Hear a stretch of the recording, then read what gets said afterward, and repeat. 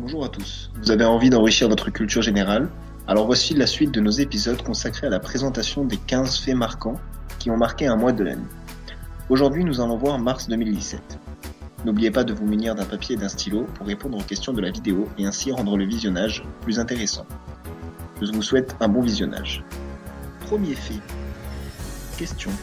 Combien a atteint la valorisation de la société Snapchat qui s'est introduit en bourse en mars 2017 selon vous? 23 milliards, 28 milliards, 34 milliards ou 45 milliards? Il fallait répondre 34 milliards de dollars. Le 2 mars 2017, la célèbre application Snapchat, qui permet les communications à travers le monde, a réalisé sa première entrée en bourse. La valeur unitaire de plus de 200 millions de titres introduits valait 17 dollars, mais elle s'est vite envolée, atteignant à la mi-journée 24 dollars, ce qui a permis un tel résultat. Nintendo Switch. À combien d'exemplaires s'est-elle écoulée durant le seul mois de sa sortie, à savoir mars 2017? 100 000, 1 million, 1,6 million ou 2,4 millions? La bonne réponse était 2,4 millions. Deuxième question.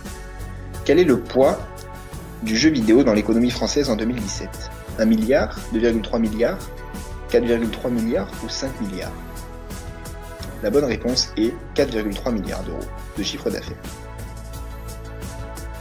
Cette statistique du SELL vient rappeler l'importance du jeu vidéo dans l'économie française.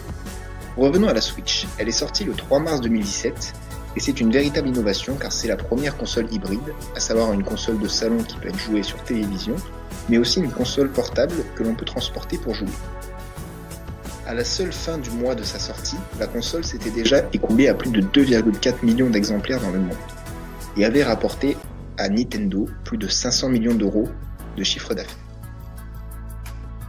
Pendant ce temps, à Paris s'est déroulé du 3 au 5 mars le Salon mondial du tatouage, où on a pu assister à différentes compétitions. Pouvez-vous d'ailleurs me dire qui s'est démarqué dans la catégorie meilleur large noir et gris?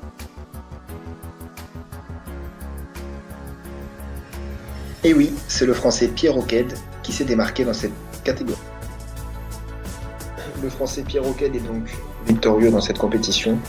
Voici d'ailleurs l'adresse de son salon, situé à Paris pour ceux qui voudraient aller se faire tatouer chez lui. On ne pouvait éviter ce sujet qui prend de l'ampleur en France chaque année. En 2017, une étude du Syndicat national des artistes tatoueurs avait évalué que plus de 14% des personnes majeures en France étaient tatouées, ce qui en fait donc un sujet important à l'heure actuelle.